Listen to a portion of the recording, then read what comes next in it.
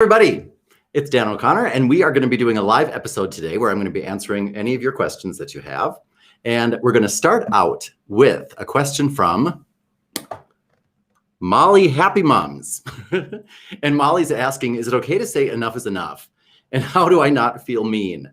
It's a next door neighbor situation. Oof. And he's a nice, normal man, and she's a passive-aggressive narcissist. So, what am I doing? ¿Ya lo pusiste? No. ¿Sí? Creo que estamos en vivo. Ajá, estamos en vivo. Okay. So the question is, how do I say enough is enough to my next door neighbor without being mean? Is that correct? Oh, hi, Dan. Hello. I can't see exactly who that is, but I will find out. Cocoa Puff. Hi, Cocoa Puff. Okay. Yes, of course you can say enough is enough. I'm just not exactly sure what the situation is. Happy Mums. So if you could clarify that a little bit, I'm just not sure what you're saying. I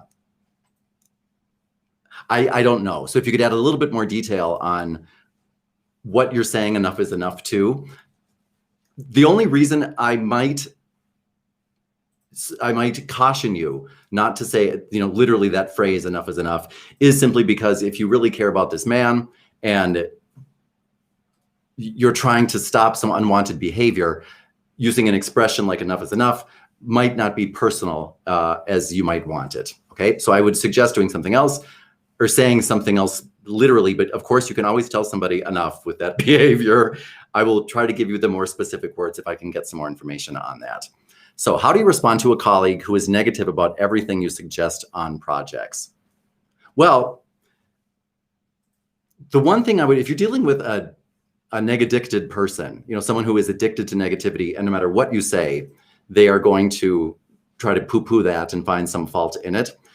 First of all, I would just caution you to slow down a little bit and listen to that negative voice, because the negaholics in our life, or the neg-addicted people, frequently are actually trying to keep us all safe. You know what I mean? So let's give them the benefit of the doubt that what they're trying to do is try to prevent a disaster. And sometimes the things that they say, we could benefit from if we listen to them and try to act upon them if they are, truly words of caution. That said, what I like to do with people who are just being negative, well, that would be a lot of work. Well, that might be a lot of money. I think we might make some people mad.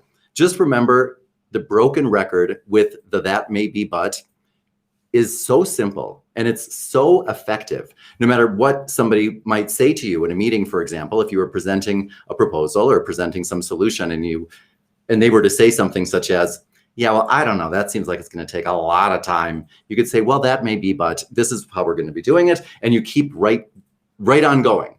That may be, but acknowledging what they say, in a way, you're actually validating it as well.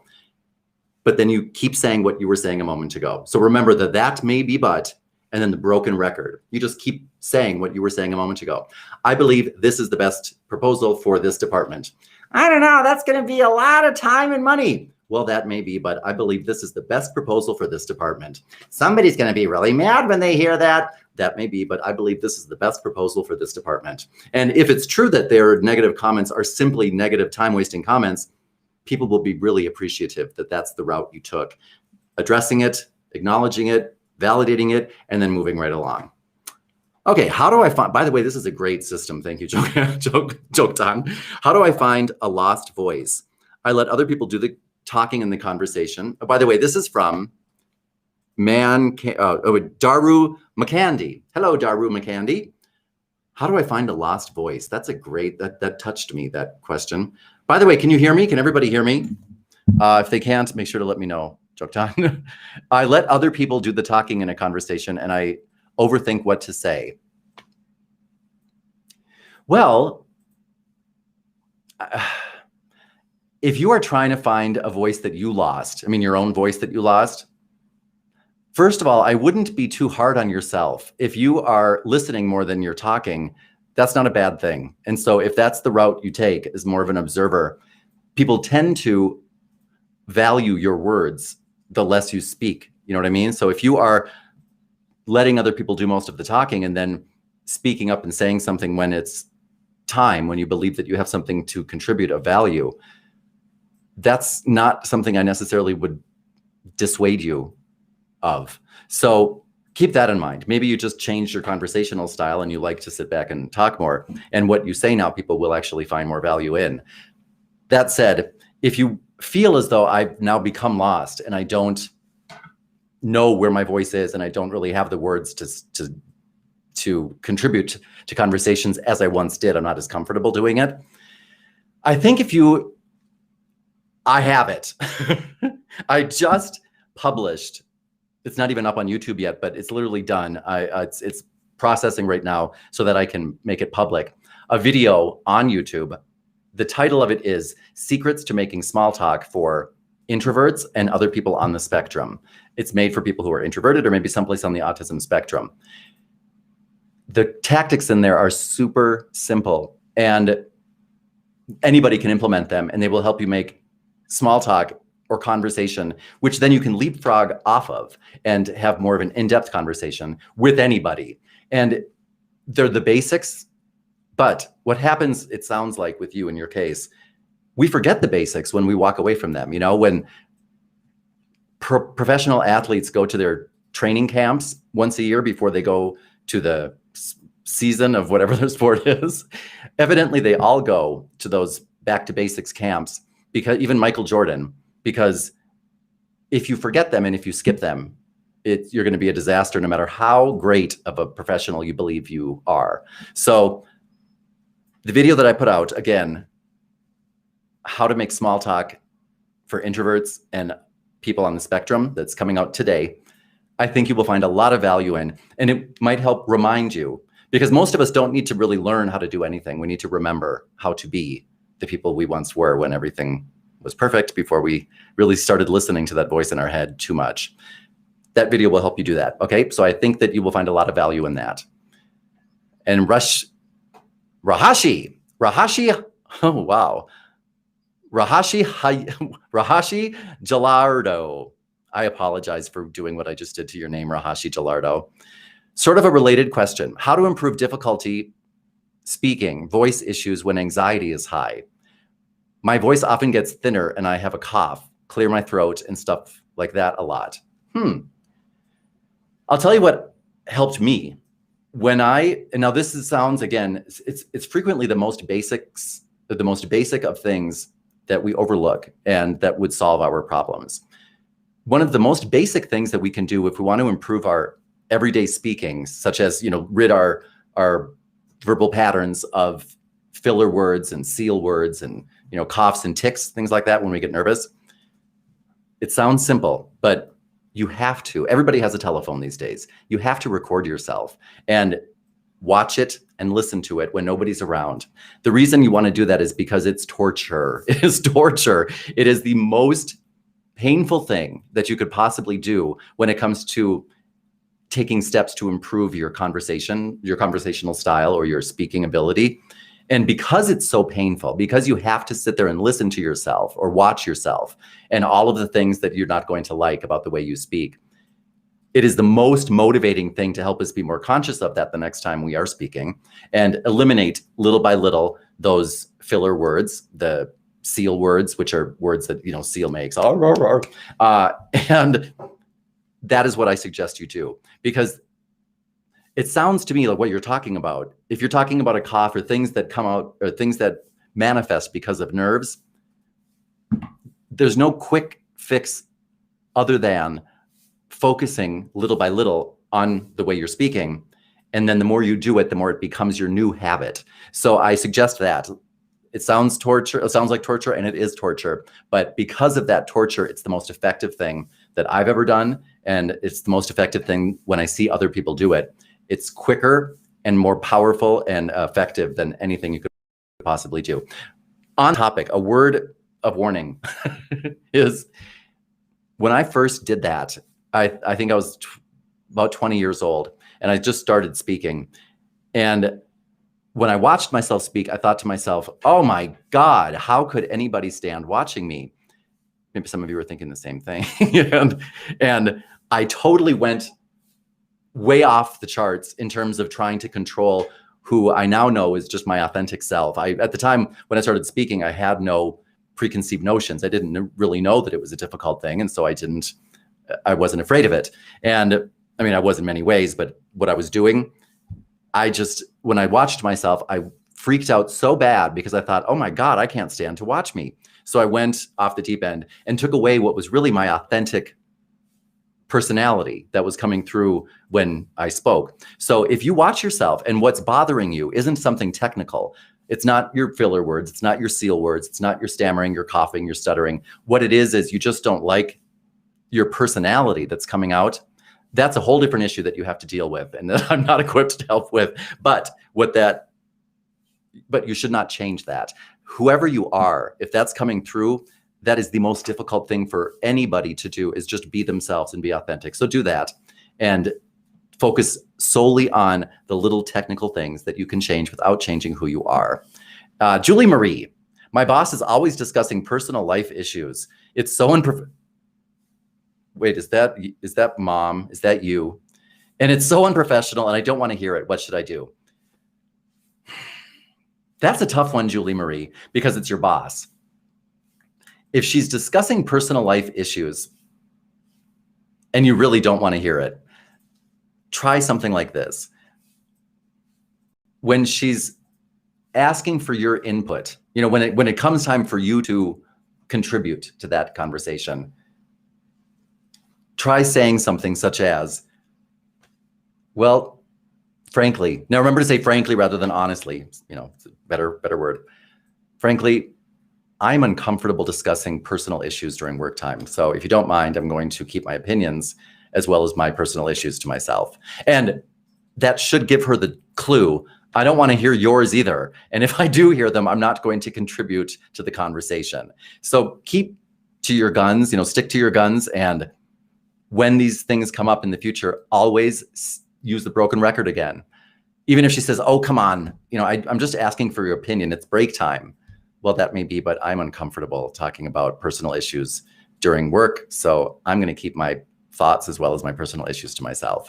And whatever phrase you decide you're going to use, this is the most important thing, I believe. Remember to really memorize it and practice it so that when it comes time to implement the broken record, the second time you say something such as, well, I'm uncomfortable talking about personal issues during work, so I'm going to keep my opinions as well as my personal issues to myself. If you do that, the second time you say it, she'll be like, huh? Isn't that what she said a minute ago? The third time you say that, she will get the drift and be like, oh, I see. You're one of those. And you'd be like, yes, I am.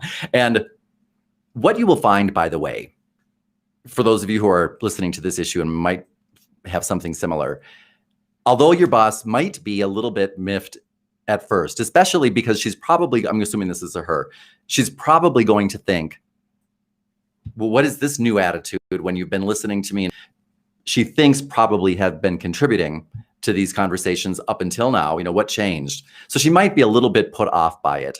But what will happen is, guaranteed, if she's, has any substance as a professional manager, supervisor, or boss, and I'm sure she does, she will end up respecting you a lot more. And she will think, oh God, I'm embarrassed that an employee had to tell me that that's not kosher to do at work, but I'm glad she did. And what a prize that somebody would have the self-confidence and the presence to say to me as her boss, hey, that's not cool and I don't want to do that. So I suggest you do that. Stick to the broken record. You will be okay and she will respect you even more. Okay, stalker humanoid. Wait, that could be anybody I know. Question, are you worried about reprisals from people you put in their place? Well, that's the thing, stalker. I try to be conscious. I'm not saying I hit the target every day because I do not, but I try to be conscious of not putting people in their place because that's not my place to do that. If somebody feels as though, for example, in this last example, if she were to tell her boss, I'm not comfortable doing that, I don't want to talk about that, in whatever words she uses, that's not putting her boss in her place. It's setting clear boundaries and saying, that's not my style. And she, by the way, in that example, I did not tell my boss, please don't talk about that. I just said, I'm not going to, I'm not comfortable. And I try to usually do that. I don't want to tell you how to communicate unless you are crossing one of my boundaries and communicating in a way that is hostile or aggressive or really has a lack of respect for me, because I respect myself enough where I can't allow that to happen. But under normal circumstances, I don't want to put people in their place, because first of all, that makes people feel desperate and they will want to retaliate. I'm not worried about them, what they would say. I'm literally worried about having to, be distracted from work to deal with whatever it is that I have now provoked in you. So that doesn't serve me to do that. And also, it's not really a loving thing to do or a kind thing to do. And I'm not here to I'm not here to teach other people lessons. I want to learn lessons from other people. And I very rarely can do that if I'm putting somebody in their place. So if it came off that way, that's what I would be doing, I try not to do that, because that just doesn't serve me. I'm a selfish communicator. I'm not doing that to be a holy person. I'm doing that because it doesn't serve me. So I hope answers your question. And by the way, again, sometimes people might feel that way. That is about them. I have to remember, it's always, what I say is always about me. And it only has to do with me. What you say is all about you. And sometimes how you respond or react to what I'm saying, it might be what I believe is off track, it doesn't have anything to do with what I said, but that's really always what's happening. Your reaction is to be about you, generally, especially if I keep in mind my strategies to help me stay focused and true to my personal compass, which again is about me, and be a loving communicator, because whatever I have to say, I believe that I can say it in a loving way. Even if you don't feel the love, I believe that it's loving to show somebody how to love and respect and honor yourself. Some people don't know how, so we have to teach them. Tom, can you make some videos on narcissist leaders, bosses in the future? I believe it's common in leaders and many can relate. Thank you, Tom. I will do just that, actually. And maybe that would be a good thing to throw in. We have a live course coming up in about 4 weeks or so. Pre-registration has not even started. It's about to start this week. And that live course is going to be made for bosses and leaders and directors and people like managers and supervisors. And frequently, I've noticed when I do classes, one of the things people tend to get a lot out of is when they discover that sometimes the difficult person, they are that person, you know what I mean? Where they think, oh my gosh, I just realized I have been doing these things and I've been the difficult person. So maybe I will try to throw something in there that could help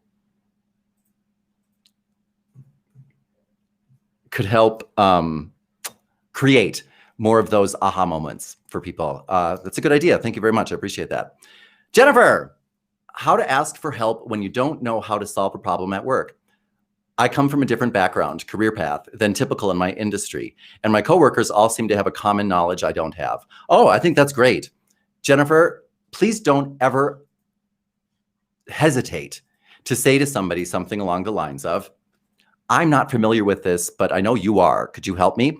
And what I recommend, if you really want to speak somebody's language so that it triggers something in them that makes them want to help you, I would pay attention to what turns other people on in terms of, this is what I'm thinking of is the Enneagram. I don't know if you've studied the Enneagram, but it's my favorite working style or social style reference manual, basically, is what it is. And if I know what makes you tick, if I can pinpoint you are driven by an obsession, a compulsion to be needed, or to be number one, to be successful, to be happy, to be peaceful, to be special, to be powerful. What is your compulsion that really drives you in life? And if I can speak to that as I ask you for help, that really tends to get more from the other person more willingly. If I were to say to somebody, I'm stuck on what to do here and could really use some of your leadership if you have some to give me. If I could use some guidance, I could use some of your professional experience, some of your knowledge, but just come right out and ask people. Most of the time, Jennifer, what you will find is go right to the top. Okay, whoever you believe is not, don't pick just a colleague because you think, oh, I don't want to bother, so-and-so, they're the best at what I'm looking to do. Go right to the best, to the very top of the heap, and ask those people, in whatever way you believe will trigger them to want to give it to you the most for help, because you will always find, I mean, I don't know how many organizations I've worked with, thousands maybe, I don't know, but you will always every single time find that the people who are considered to be the best at what they do in their field are always sitting around thinking, why is nobody asking me for advice? You know, why doesn't anybody come and ask me, hey, do you have any tips, Mr. Number One salesperson, when they're, you know, at the bottom of the heap? And that does not happen. People generally leave that number one person for whatever reason. Some people, it's their ego doesn't let them go and ask them for help because they don't want to be seen as not number one themselves. Or some people are just scared to. Some people think that, well, you're number one, you must be, you know, in an elite group that I shouldn't be talking to. You must be busy. But what you will find is that the people who are number one, nobody ever asks them for help, and they love to give it. Especially, that would be a great thing if you were to say to somebody as you asked them, you know, I know that you're really known as the top in your field when it comes to this thing I'm trying to learn. I was wondering if you would share some of your experience with me and, you know, help me learn it as well.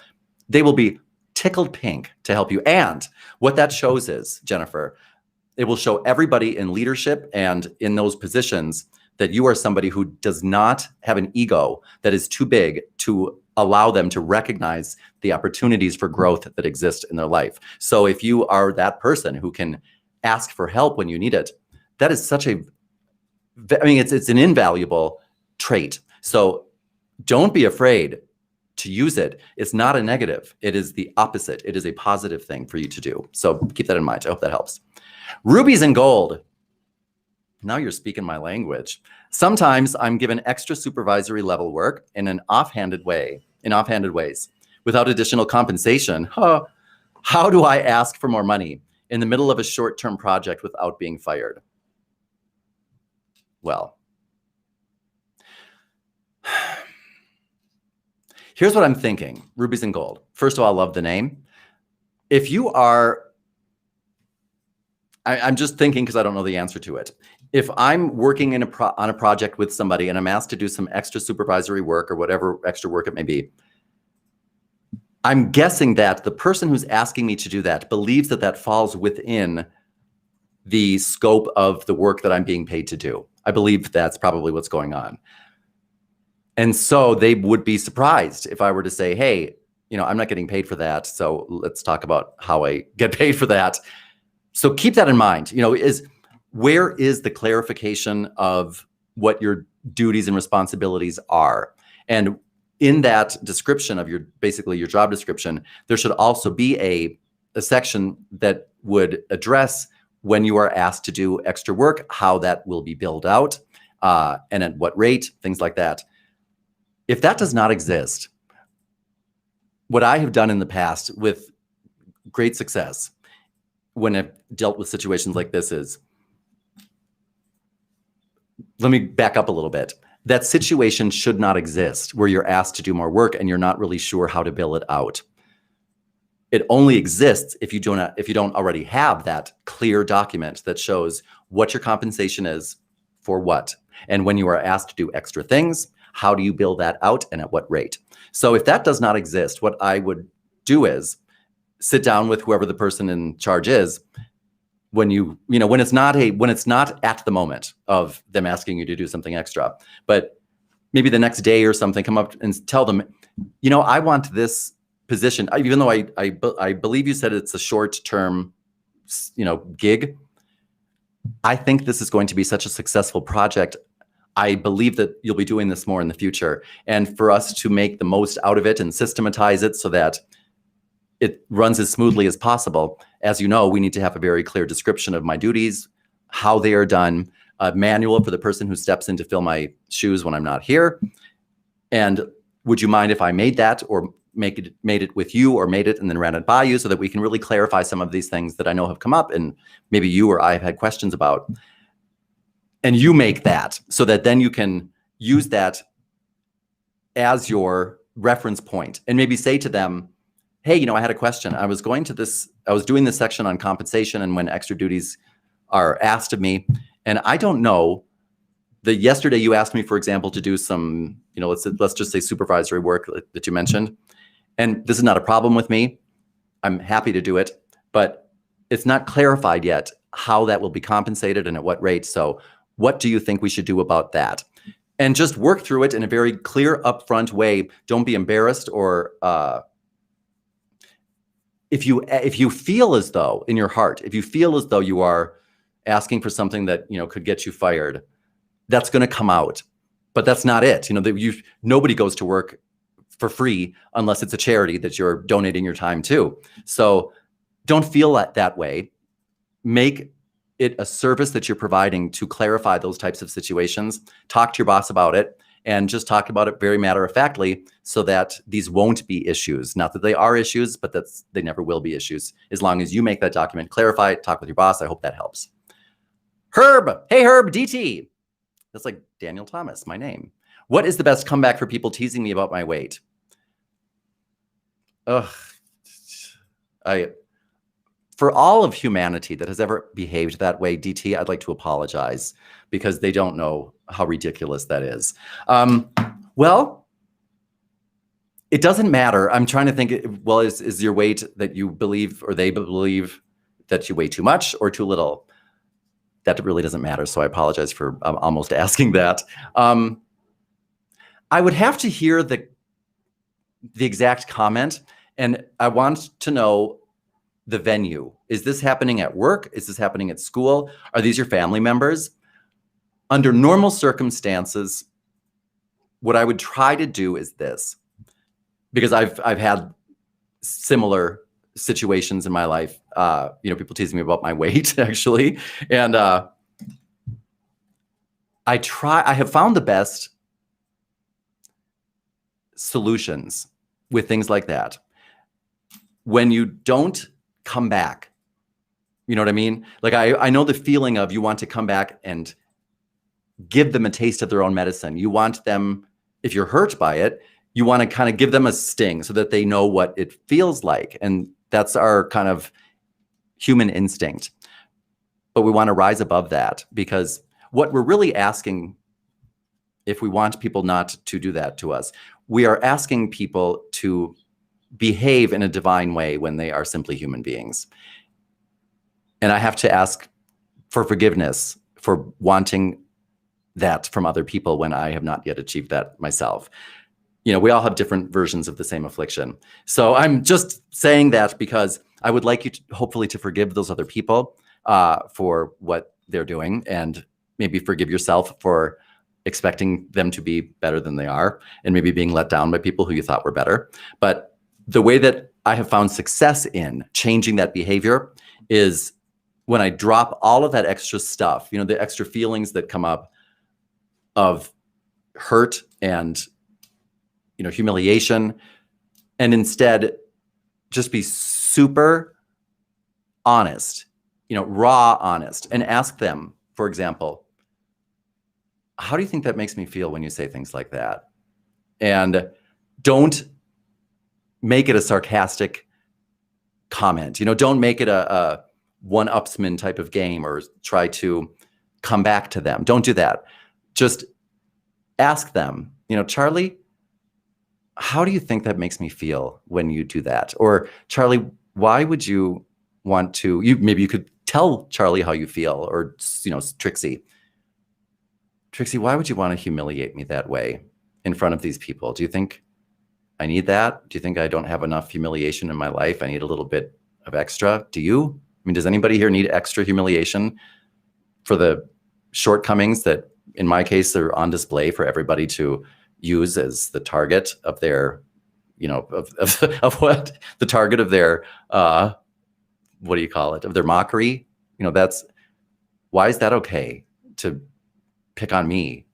Ask people that, what are you doing that for? Why would you do that when you know that it upsets me? Why would you hurt me like that? Use words like, why would you want to humiliate me? If these people who are doing it are close enough to you where you can do it on a one-on-one basis, I would recommend that. What I would never recommend is trying to come back, because that can just make it worse for you. And the goal is not to show that I can, be meaner and nastier than you. The goal is to get that to stop, because everybody knows how much they weigh. Everybody knows what our own shortcomings may or may not be. So we don't need to hear that again from other people. And I'm assuming that what tends to always happen is those people have no idea that it makes you feel the way that it makes you feel. So if you can express that to them in a clear, honest way that is not threatening or anything other than being genuine, that has the biggest impact and tends to not only stop the behavior, but really change the trajectory of their life and help people see what they've been doing that has really been so loveless up till this point, and change the way that they behave, because they didn't know that it was affecting people like that. A lot of times people might say things like that to you because they think you would never be offended by it. Why would you? You're cool. You're, so beautiful. You're so, attractive anyway. Why would you, care that I'm teasing you that you gained 5 pounds or lost 5 pounds? And they would be horrified to know that you actually are hurt by it. So let them know that in a non-aggressive or defensive way. I hope that helps. And again, I apologize on behalf of the Nimrods who are really bullying you because of something like that. That's ridiculous. So Aaron, Tim Irwin, can you get ahead in work while still being a private person? Oh yeah. My coworkers don't trust me because I refuse to let them know about my personal life. Oh, Tim, I am with you. What type of coworkers do you have that don't trust you? Because, I apologize for being insulting to your coworkers, but that is such an uninformed position. If I knew somebody at work who was guarding their personal life enough where I didn't know anything about it, no matter how much I asked, I would think, God damn, I trust that person because they're so good at sticking to who they are and really following basic rules. So that's really an ill-informed position for them to, be in, to not trust you because you are a personal person who can keep your own secrets. However, the question was, what was the question, Joktan? The question was, Joktan is hiding today because he, well, ¿qué era la pregunta antes de mis compañeros no me confían porque no les comparto mi vida personal? Que sus compañeros no confían en él porque no les comparte su vida personal. Solo eso. Okay. I don't. Oh, pero ¿qué quiso? Quiere saber si puede seguir adelante en el trabajo. Okay. Gracias. Gracias. Okay. Can you get ahead and work? Okay. What I noticed was, I think it was Tim. I think you said that, how can I get ahead at work while basically your peers don't trust you because you don't share your personal life with them. I did not hear that the people who would make the decisions about your future don't trust you because of that. And I doubt that that is happening. So I would stick right on the path that you're currently on and don't worry about it. And I would never really worry about it if you believe that that's the best path for you. And I believe you are right in that decision. Stick to it. It does not matter, and it's none of your business what your coworkers think about it or about you. I don't believe your supervisors or managers or people who would have an impact on your future would think that same way. And if you believe that they do, ask them, because that would be a strange position, honestly. I should, instead of strange, I should say that would be an unusual, abnormal position for a manager, supervisor to believe that you're not as trustworthy as other people because you're not sharing your personal life.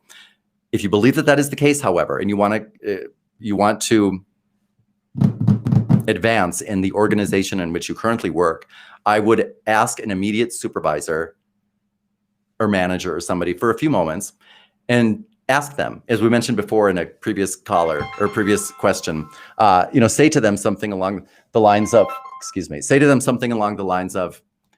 hey, I have a situation where I could really use some of your leadership or some of your experience or some of your whatever you believe turns them on. That's okay.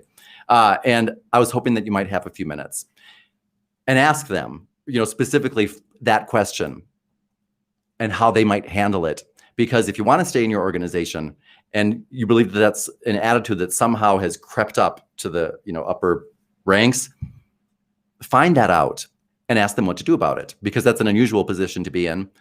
And I believe that keeping your personal life personal when you're at work is by far the best decision that will find you the most success, especially because, again, like we've talked about, a couple times, I think, if you don't share too much of your personal life and what you do and what you think and, things like that, if you do not share, but you simply do your job well, that's so valuable. Your words and your input will be so valuable. And it's better that people wonder and think what you do than to know what you do and then judge you for it and decide that maybe you're not right for the next management position. So keep on that path and don't worry about what your coworkers think. And it's none of your business. Okay. Dr. Nadia. Hi, Dr. Nadia. Hello, all. I need advice on how not to react as a peer is having a farewell party tomorrow who quit because I got promoted. Oh.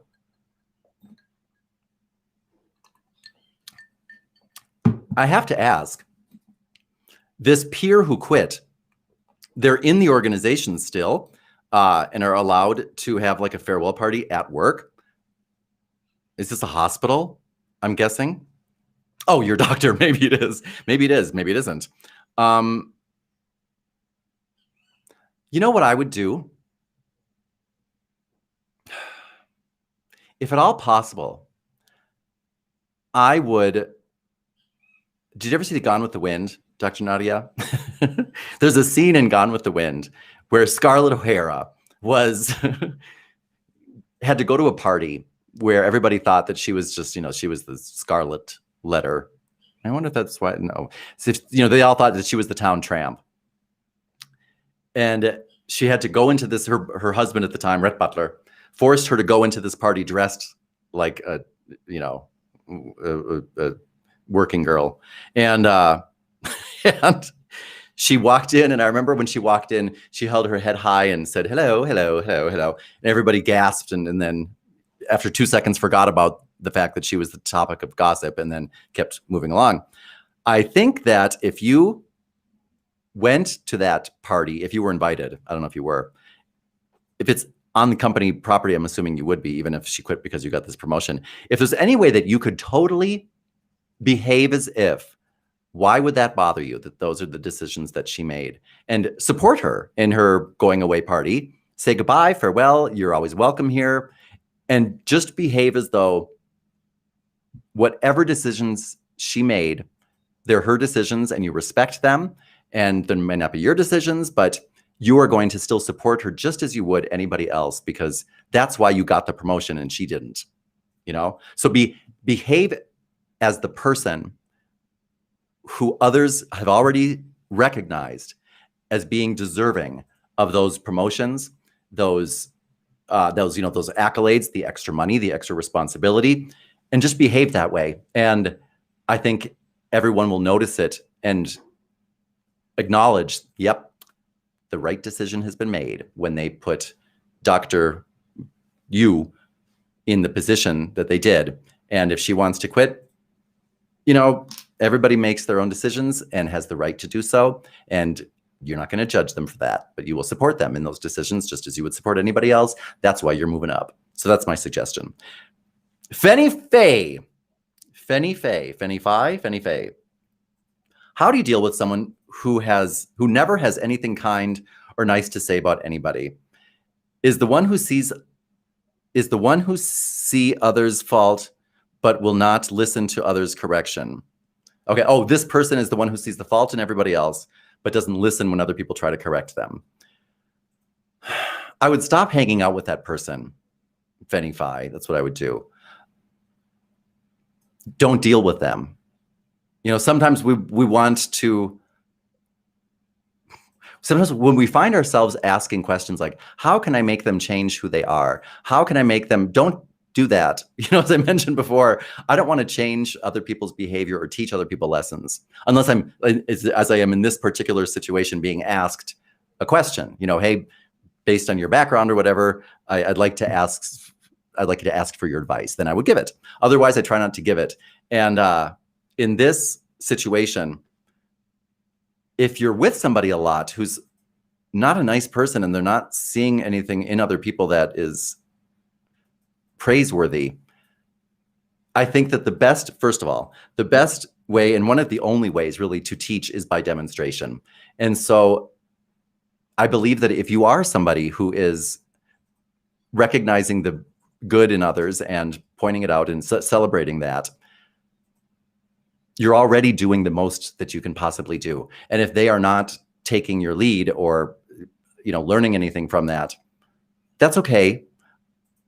But I would caution you to not be around them a whole lot, because you will eventually, either one of two things will happen. You will start to behave more like them, or they will start to behave more like you. If they start to behave more like you, that's great, but it still is going to take a toll on you. So unless this person is someone you have to be around, I would try to avoid being around them. That's, I believe, the answer to that one. If there's, if they are somebody who you're close to, like a family member, that would be a little bit different. Let me know that, and I'll give you the different answer on what I might say to that. Okay. Desi Ivanova. I hope I said that all right. Desi Ivanova. How do you communicate an issue at work with your top boss if they follow a hierarchy and only communicate with your immediate supervisor, not directly with you?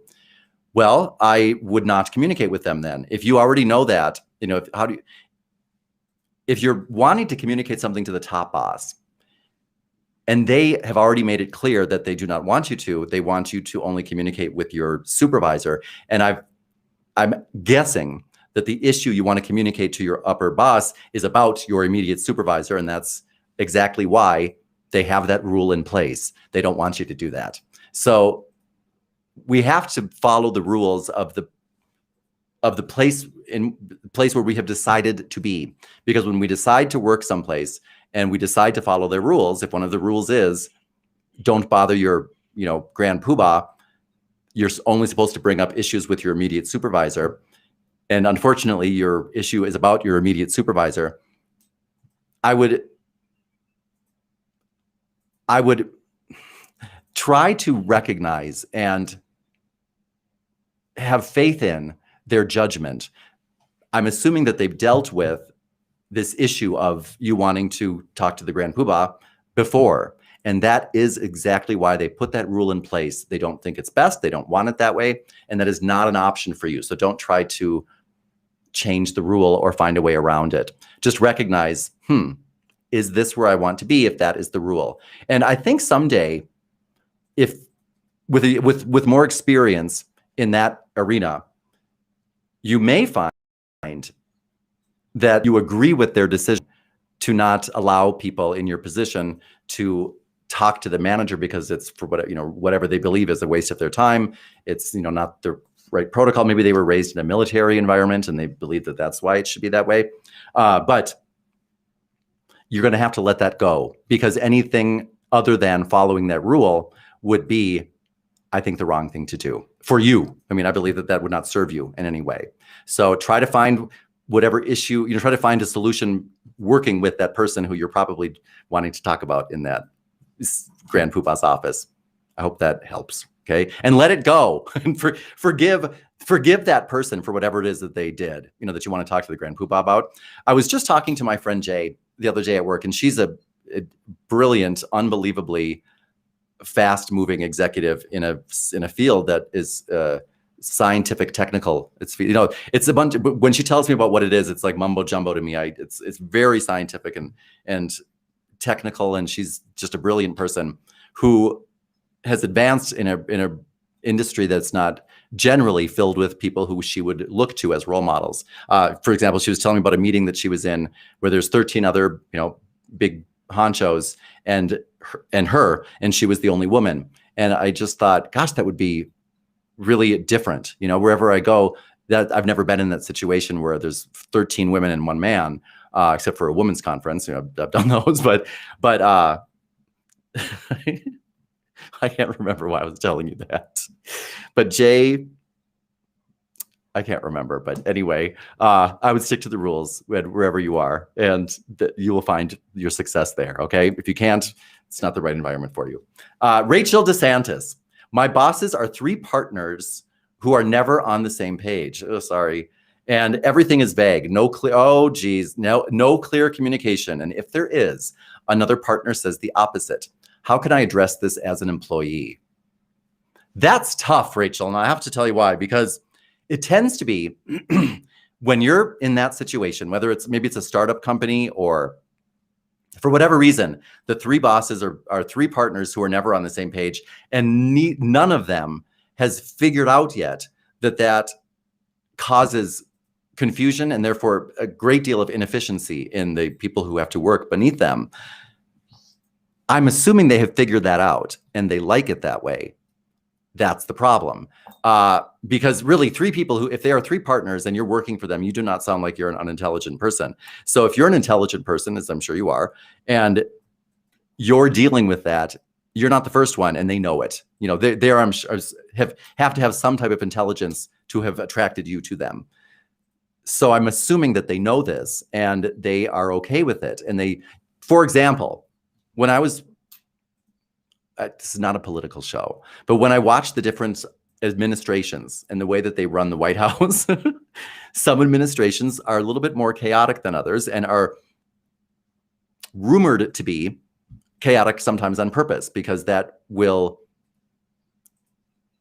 gives them options that they would not have if they were more organized. And so if you want to bring it up to them, Rachel, it might be the best way that might serve you might be to talk to one of them about how, hey, and again, this should never be a personal thing. You know, if you are upset about this on a personal level, set that aside, because that will show, and recognize this is not personal. This is just work.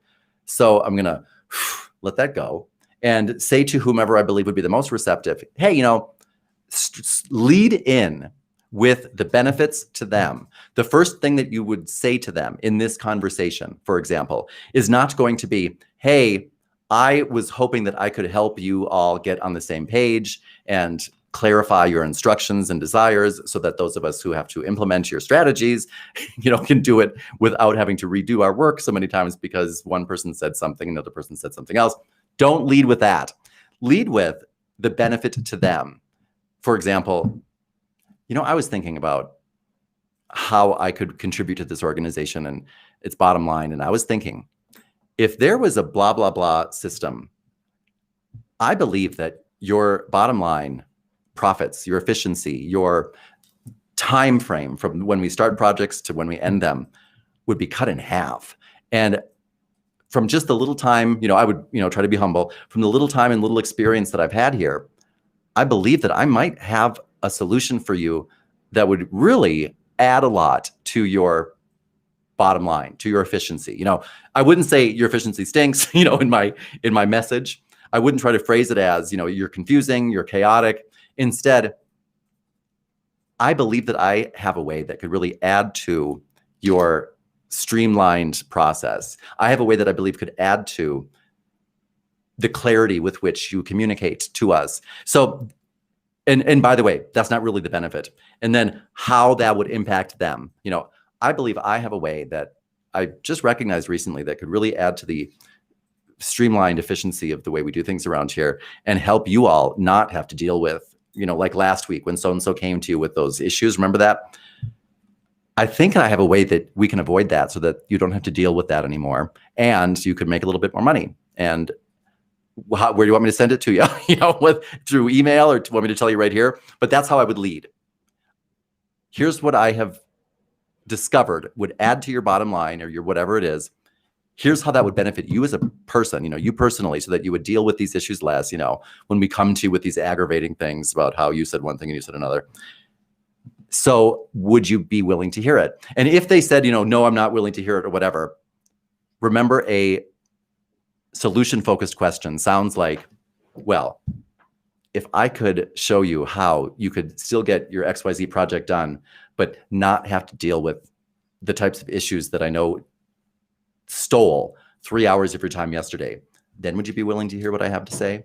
And if they say, no, I would not be willing to hear it, I don't want to hear it, I didn't ask you for your help, then you say, thank you for your candid response. I appreciate it, and I won't be bothering you with this. And you know, take off, because it's a very rare person who would say, no, I'm not interested in hearing something that would benefit me. If they do say that, please listen, you know, for your own good. If If they think like, I know what's coming and I don't want to hear it, toots, then thank you very much. I appreciate your time. Goodbye. And you take off, knowing, all right, they want it that way. And really, if they want it that way, then let's give it to them that way. So Rindy, how do you deal with passive aggressive people? Oh, okay. Thank you. How do you deal with passive aggressive people? Again, with passive aggressive people, it's very difficult to teach them lessons, right? Because when I'm going to try to summarize this. When we speak from our ego, that's 50% of the battle that we've already lost.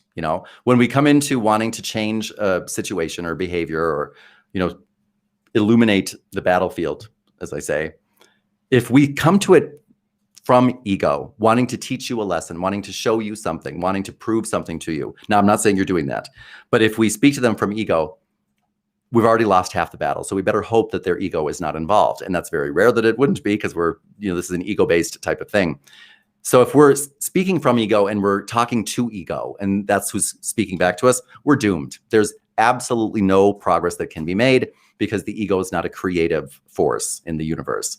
So I say that because the only way to make any progress with somebody who's already coming from ego, which is what passive aggressive behavior is to come to them completely free of ego, which is one of the most difficult things we could do. But that's the only thing that I've noticed is ever effective. And what I mean by that is, I want to come to them in a way that's pure, honest, loving, direct, and clear.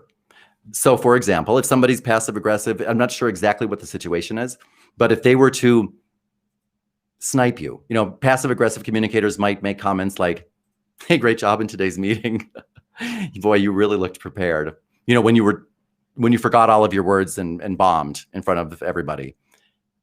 That's passive aggressive. I'm going to punish you. I'm just not being upfront about it. Because when people are passive aggressive, they want to be aggressive and do damaging things.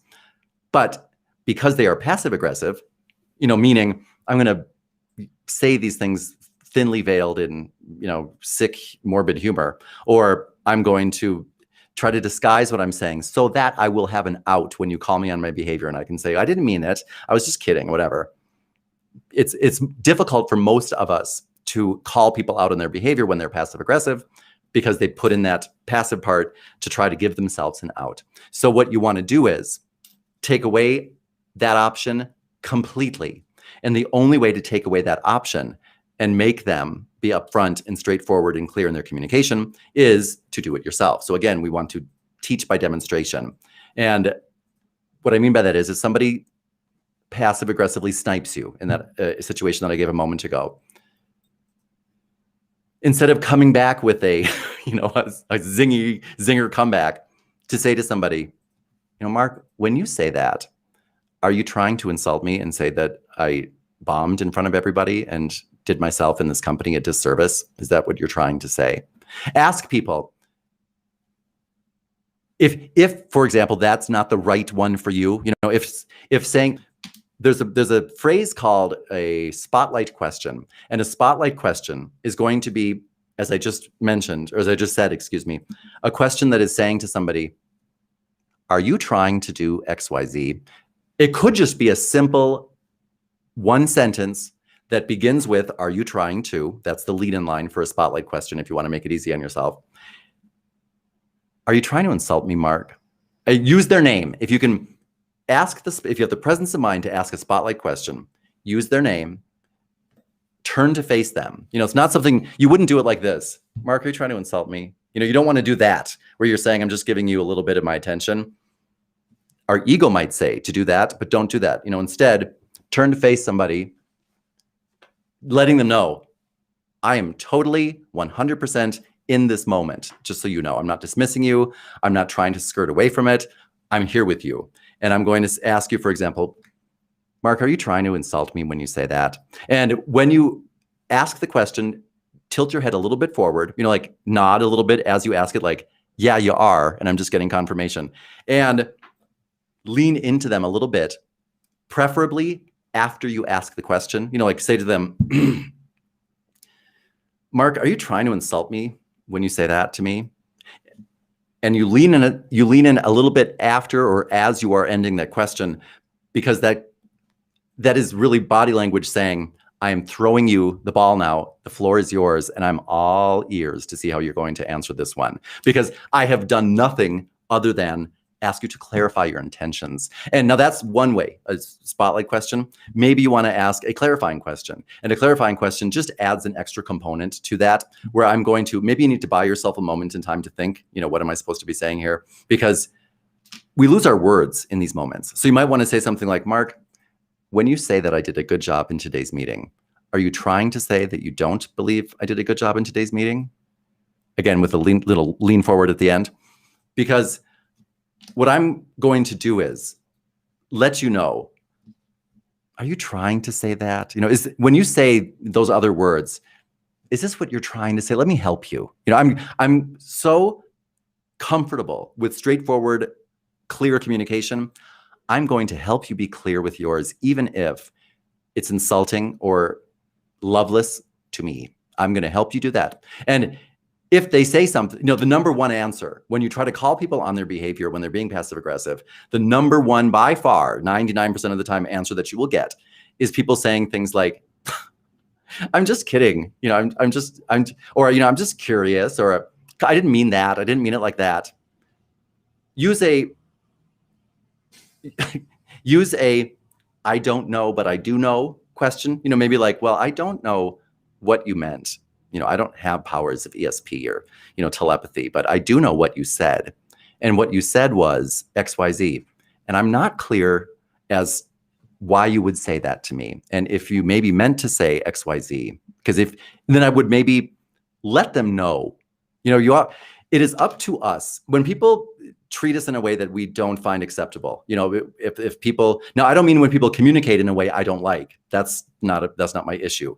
But if somebody communicates with me in a way that is not acceptable because it's disrespectful, it's, hurtful, it's loveless, whatever to me, and I need to set those boundaries, I have to remember, have I set those boundaries before? Have I told this person that is unacceptable? Have I told them that when they have something to tell me to come right out and tell me? Have I told them that I do not allow people to use that type of language with me? Have I told them that I don't allow racist, sexist, ageist, whatever phobics? I don't allow that, because if I have not set those boundaries, it is my fault that they are behaving like that. I haven't told them otherwise.